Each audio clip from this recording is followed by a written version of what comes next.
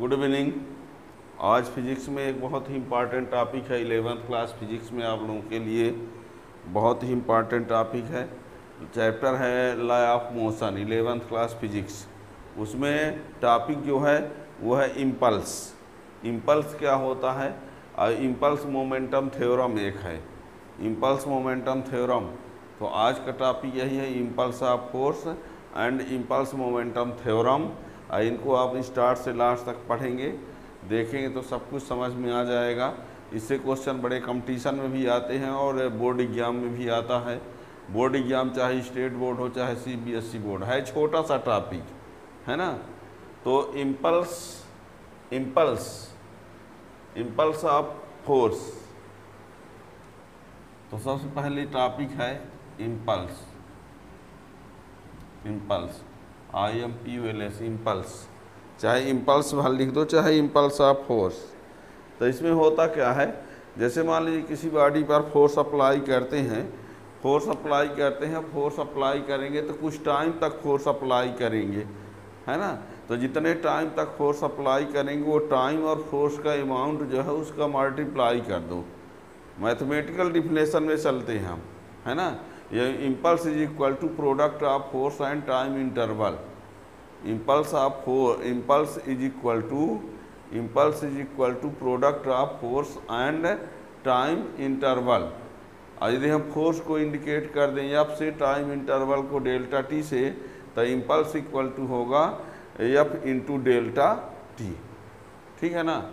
यानी impulse is the product of, impulse is the product of, या it is a product of the product of force and time interval. Product of force and time interval is called impulse. देखिए, the product of force and time interval. The product of force and time interval is called impulse. ठीक, impulse या impulse आप force भी बोल सकते हैं, ठीक है ना।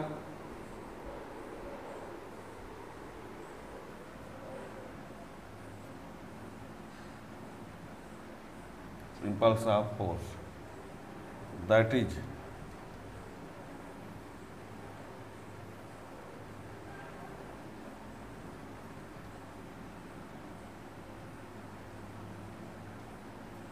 force into time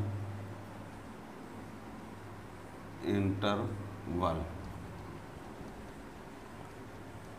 If a constant force AF is applied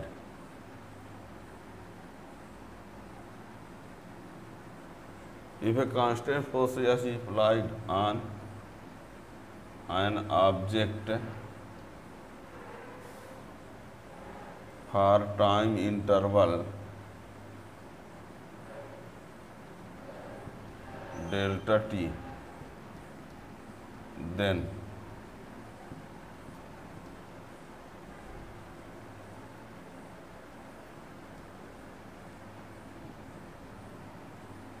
F into delta T. ये आप लोगों को बता दें, इम्पल्स ऑफ फोर्स को कहीं कहीं जे लिखा रहता है और कहीं कहीं इसी को टाउ लिखा होता है ना।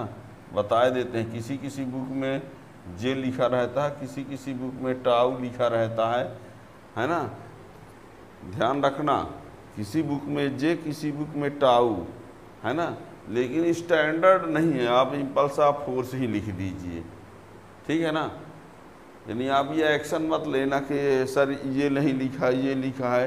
किसी बुक में ये, किसी बुक में ये, ज़्यादातर इम्पल्स ऑफ फोर्स है लिखा होता है, ठीक है ना। तो यहाँ पर J equal to F into del T, या कि tau equal to F into del T, where J is impulse of force या tau is equal to impulse of force, ठीक है ना। तो ये रहा। और इसकी यूनिट क्या होगी?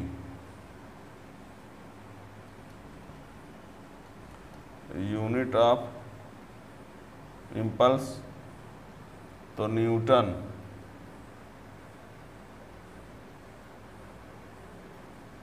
न्यूटन सेकंड इन SI, और यही डाइन सेकंड इन CGS, यही kg मीटर सेकंड -1 इन SI, ये भी हो सकता है।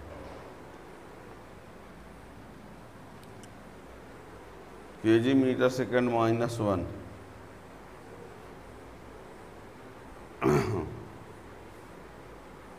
ठीक है ना। तो ये इम्पल्स यूनिट ऑफ इम्पल्स है, तो ये SI में न्यूटन सेकंड, CGS में डाइन सेकंड, और CGSI में ये भी लिखा जाता है kg मीटर सेकंड -1, ठीक है ना। तो ये रहा। अब इसका डायमेंशन फार्मूला क्या होगा, डायमेंशन फार्मूला भी देख लीजिए।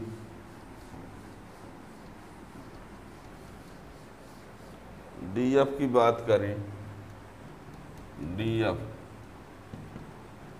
तो सिंस है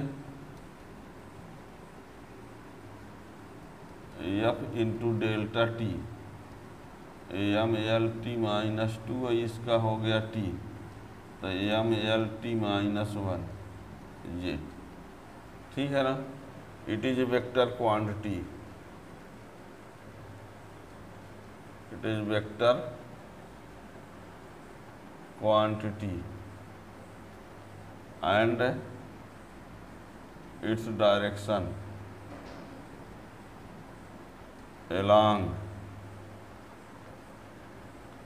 the direction of force, इसकी डायरेक्शन जो होती है, it is vector quantity and its direction along the direction of force, यानी इम्पल्स ऑफ फोर्स जो है वेक्टर क्वांटिटी है, और इसकी डायरेक्शन वही होती है जो फोर्स की डायरेक्शन होती है, ठीक है ना। तो फोर्स और टाइम इंटरवल का जो मल्टीप्लाई होता है, प्रोडक्ट होता है, उसको इम्पल्स बोलते हैं। और इम्पल्स का यूनिट हो गया, डायमेंशन हो गया, और इसका नेचर है वेक्टर क्वांटिटी। अब एक है impulse momentum theorem, impulse momentum theorem, ये भी अच्छा टॉपिक है, उसको देख लीजिए थोड़ा सा। इम्पल्स मोमेंटम थ्योरम अच्छा टॉपिक है। Impulse momentum theorem, impulse momentum theorem, impulse momentum theorem ये है कि impulse is equal to, impulse is equal to होता है, इम्पल्स इज इक्वल टू होता है change in momentum, impulse equal to change in momentum,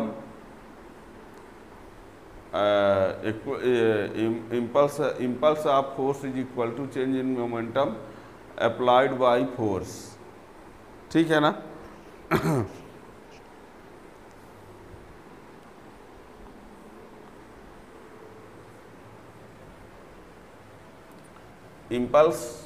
impulse momentum theorem यानी सीधे सीधे ये है कि impulse equal to change in momentum, impulse is equal to यानी impulse of force is equal to change in momentum produced by force, impulse of force is equal to change in momentum, impulse of force is equal to change in momentum produced by force, ये है impulse momentum theorem, ठीक है ना।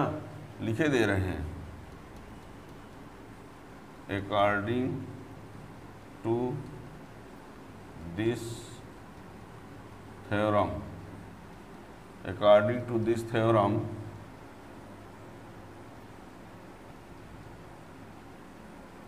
Impulse of force, impulse of force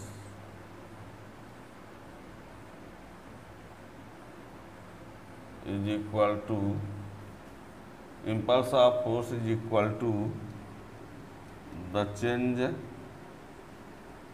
in momentum produced by force. According to this theorem, impulse of force is equal to the change in momentum produced by force, that is tau equal to del p.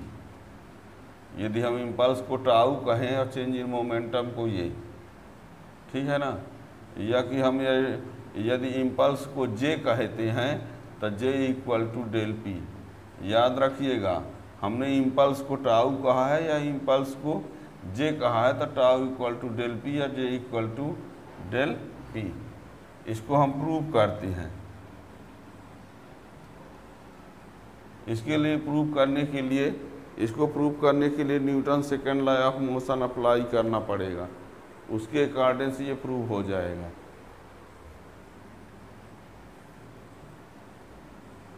देखिए हम करते क्या है, मान कर चलते हैं ये कोई बॉडी है, इसमें कोई हम फोर्स लगाते हैं डेल्टा टी टाइम तक।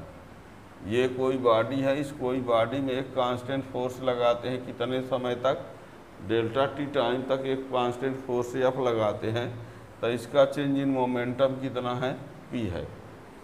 कंसीडर कर लेते हैं कि force a constant force F is applied on a body in time interval delta T, then its change in momentum is delta P.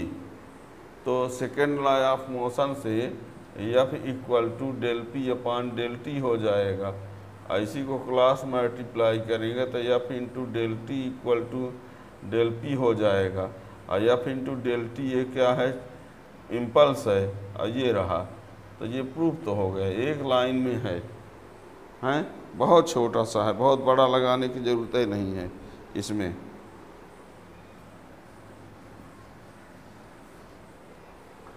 देखना, let a constant force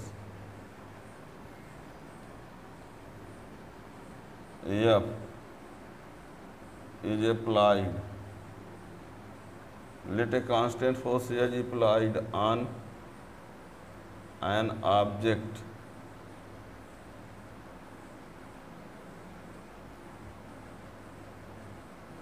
let a constant force F is applied on an object in time interval delta t, due to which change in momentum is del p, then by Newton's second law of motion F equal to del P upon del T, ये Newton second law of motion है। अब इसको हम cross multiply कर दिए तो ये हो गया, ये रहा। अब but F into del T equal to ये इम्पल्स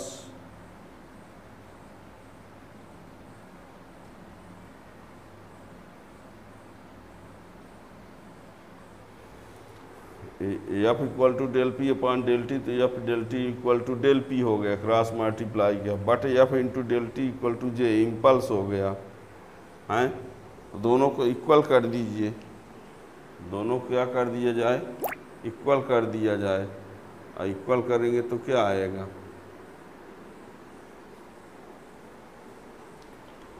फर्स्ट सेकंड को equal, from equation first and second, J equal to del P, that is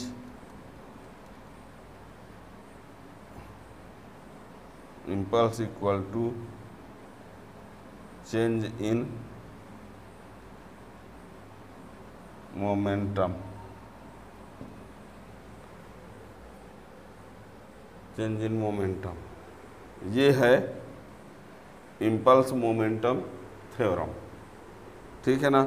याद रखिएगा impulse equal to change in momentum होता है। बता दिया इम्पल्स को कहीं जे लिखा रहता है, कहीं टाउ लिखा रहता है, कहीं लिखा ही नहीं रहता, तो इम्पल्स आप फोर्स से भल लिखे रहोगे, ठीक है ना। तो impulse of force equal to ये, तो किसी बॉडी में फोर्स लगाया गया है बहुत कम टाइम तक, बात ये भी ध्यान रखना फोर्स इंटू टाइम इंटरवल होता है, बहुत कम टाइम तक फोर्स लगाया गया है तो उस केस में आया होता है। ऐसा नहीं किसी बॉडी में फोर्स लगाए 5 दिन तक तो फोर्स इंटू 5 दिन है ना, तो वो इम्पल्स होगा। टाइम इंटरवल कम से कम टाइम की बात होती है, ठीक है ना। तो इस प्रकार से इसमें ये इम्पल्स हो गया, चेंज इन मोमेंटम इम्पल्स के बराबर हो गया। अब आगे का टॉपिक है Newton's third law of motion. इसके पहले तक पूरा आप फिजिक्स प्लेलिस्ट में सब कुछ पढ़ सकते हैं, है ना। और ये बता दें इंग्लिश मीडियम, हिंदी मीडियम, 11, 12 सब कुछ प्लेलिस्ट में सब कुछ दिया गया है। फिलहाल यदि इंग्लिश मीडियम की बात करें तो इंग्लिश मीडियम रनिंग में ही चल रहा है, कंटिन्यू में, यहाँ तक सिलेबस ही हुआ है अभी। इसके आगे वीडियो यदि आप चैनल सब्सक्राइब किए रहेंगे तो कंटिन्यू उसका नोटिफिकेशन मिलता रहेगा, है ना। लेकिन अन्य क्लास 12th की बात करें, 12th Hindi medium, English medium, जो भी आप लोग कांटेक्ट में हो उनको आप बता सकते हो, हिंदी मीडियम, इंग्लिश मीडियम, और यहाँ तक 11th का हिंदी मीडियम का पूरा वीडियो प्लेलिस्ट में है। और फिलहाल 11th क्लास इंग्लिश मीडियम का रनिंग में ही चल रहा है, मीन्स इसके आगे का वीडियो नहीं है ना। लास्ट ईयर में कुछ वीडियो होंगे, 1 आध 2 4 अलग बात है, पर कंटिन्यू में यहीं तक अभी तक सिलेबस में पहुँचाया गया है। इसके पीछे पूरा है।